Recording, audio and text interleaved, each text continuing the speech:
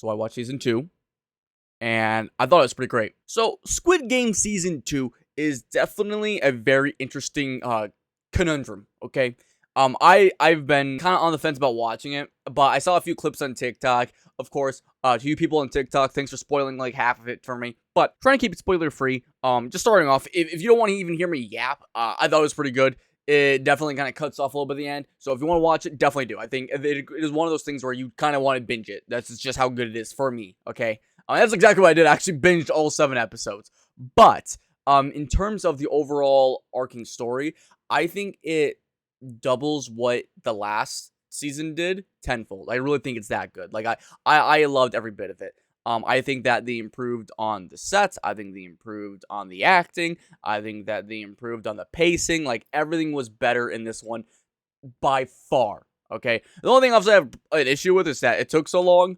But even then, at the very end of this season, it said that the next season is going to be out in 2025. So like we don't have to wait as long as we did for this season compared to the first, right? So I'm very happy about that. But Blue, just tell me what have I been waiting for all these years before watching Squid Game? Don't worry, I'll tell you. When it comes to the death game genre, it's not exactly the most surprising thing. I do enjoy it, but there's a lot of other shows that have kind of done the same thing. I feel like Squid Game kind of got a little lucky with it. I mean, like literally just reading these off. Alice in Borderland, As the Gods Will, Liar Game, Battle Royale, Hunger Games, Belko Experiment, like all those I've watched. Now they're not exactly the same, but they're pretty darn close. They all are that death game style, okay? But Squid Game definitely, I would say, puts a little more of a dark humor into that. And I don't know why. I mean, people are definitely going to disagree with me on this, but like it kind of reminds me of like a younger Sam Raimi with like some of the humor in it. So I definitely like it in that. But the first one, the first season, a lot of that humor didn't really always translate into true horror for me. A lot of times when I was watching it, it felt heavily more like just a thriller, which it is.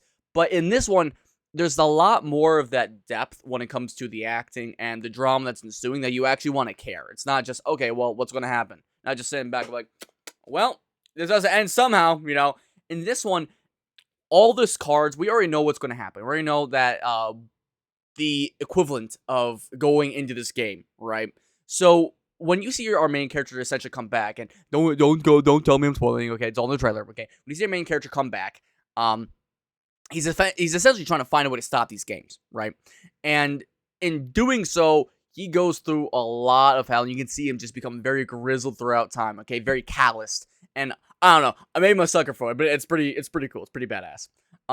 What I've been hearing a lot of people say is that the first 2 episodes are very slow. Don't listen to them. They're not wrong, but it's also like, what, we've been doing this for a few years now. We want to get caught up and like see what his mindset's at, and that's exactly what it does. I'd argue the first episode's actually one of my favorite in the entire season, just because it builds up what this guy's been harboring and exactly what he's been using all this prize money for. And I think it's great.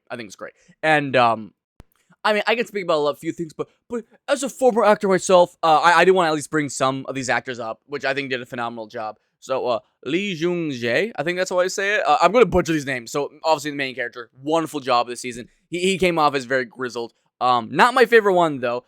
Wee Han-jun, I think that's the also the guy in the first season. He's the briefcase guy. Very well done, okay? The creep factor you have from these guys is just, like, way up there, especially with how animated their facial expressions are. And I think that was definitely on purpose from the director. But my favorite, hands down, okay, is I think it's Lee Jun-hyun. I'm not saying this right, bro. But he was phenomenal. He is definitely well, he's the guy from the last season that is shown to be the manager of the game. That's all I'm really going to say. But you see him a few times in this as well. And he just takes the cake for me. I'm more of a fan from him from I Saw the Devil, okay? Great flick. If you haven't already seen that, please do. I think it's one of the best movies of all time, genuinely. But obviously, you know, he came to Squid Game. He probably got a lot more popular from that. And finally, he's able to actually kind of like dig his teeth in a bit more in this season versus the first season. But within this season, you have our main character jumping in, and he's not alone in this, but he's jumping in trying to see if he can, with his newfound knowledge, appeal to the greed of these people. And the games are definitely changed. The games have their own little quirks to it, and the main thing that's kind of and I'm just going to say it outright. The main thing that's kind of different about this is that they can vote early on, all of them, if they want to stay or leave, right? And there's a lot more of a preface on this because obviously they know what's going to happen because our main character obviously is put back into the games, and guess what? He knows and he tells everyone. All right, it's kind of you can connect the dots here, and to see the infighting, the greed, not like last season where it was debated, but in this season you can see a lot more of that come down because it's a question of, okay, if I'm going to get out and I'm still not going to have a life, doesn't matter if I even live, right? Like some of these people literally have so much debt that they're going to get killed anyways, even to go back out into the real world. So they will still want to get their money. Some of them just don't even care. Some of them don't even see human life as that value, and yet they almost want to live into this facade. And I really love how the director kind of showed that. I know this sounds really messed up, but if you've ever played Roblox Squid Game, that's kind of what this reminded me of. There's some stuff in that, like, and that's usually not in always, like, the other Squid Games, and it's in this one, and it's, like, really, I think they, like, kind of, like, dive full into that. Like, I feel like the director saw, like, Roblox Squid Games, like, guys, we gotta do that! So, I thought it was, like, funny. But this season just pops off in every direction, and I am not usually the one that, like, binge watches, like, Netflix shows like this. Not really my thing, but it was so engaging. Now, I will say this. 7 episodes. The last one, I believe, was around 8.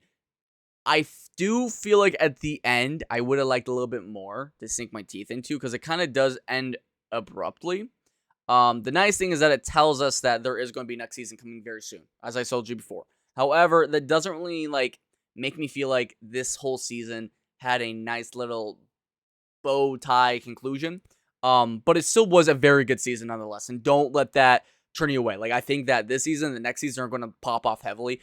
And I almost have suspicion that they have this 3rd season already in the works. That's why it's coming so soon. So, but yeah, I mean, it's just, they did a wonderful job on this. And I'm so grateful that they put the time that they did into it. Because if they rushed it, it would have just been another cash grab and we all would have noticed it. We all would have saw it. But, like, adding this on in the way that they did it, I think it definitely changes how these death game shows are done. Because a lot of times it's just, oh, who's going to win? And case closed. And it's just, it's okay. But it's like, it's not really surprising. It doesn't really give us that newfound direction that we need within these death game shows. And you'll see with all of them. I mean, like, let's look at Hunger Games. There's only so far you can go with this until it's just like, okay, I really do think this might be one of the best depictions of it. And the thing is also, like, when there are little hiccups, it almost works in its favor just because of the dark humor. I almost want to say the dark bouncy humor it has to it. You could tell within even the 1st season, but especially this season, how, like, it uses its humor to its advantage to kind of show, like, the psychological torment that they're going through or the disillusionment of the situation that they're in. And I really love it. I keep kind of ranting about this, but the facial expressions were the best in this. Like, maybe it's just because it's Korean, but, like, they really, like, honed down the facial expressions, and they did a great job. Like sometimes it's just, like, they're, like, deadlocked, and just the slightest lip movement is something crazy. And other times it's, like, they're doing the most wacky stuff. It feels like a Jim Carrey show. Like, it's great. So, if you guys get the chance, please watch this. It's really good. I cannot wait to see all the memes and, like, jokes are coming out. Because, I mean, it's only been out for a little while. I'm sure not everyone's going to be able to finish it right away. But, like, when they do, I think it's peak. Another thing I'll bring up is the characters in this one actually matter. So, like, in the 1st season, in my opinion, a lot of them were more just interesting. That's why you want to watch them, because they are interesting. And this one, there's a lot more weight behind what happens because you can know the moral implications of it. And they know the moral implications as well. So it's a lot more weight on what's going to happen to them versus before, where it's like, there was still a lot more hysteria going on. This one, I feel like there still is, but again, like, I don't feel like they're stupid. I feel like a lot of these people actually do know what's going on. They do know their moral implications, that they don't care.